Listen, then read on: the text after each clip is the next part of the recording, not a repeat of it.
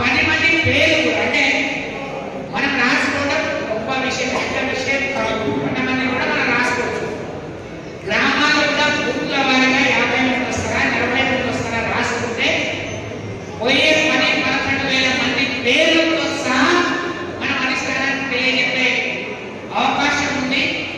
దాన్ని మీరు మనసు పెట్టి చేయగలిగితే మన పేరు పనులు లేవు, వ్యవసాయ పనులు కూడా అయిపోయినాయి.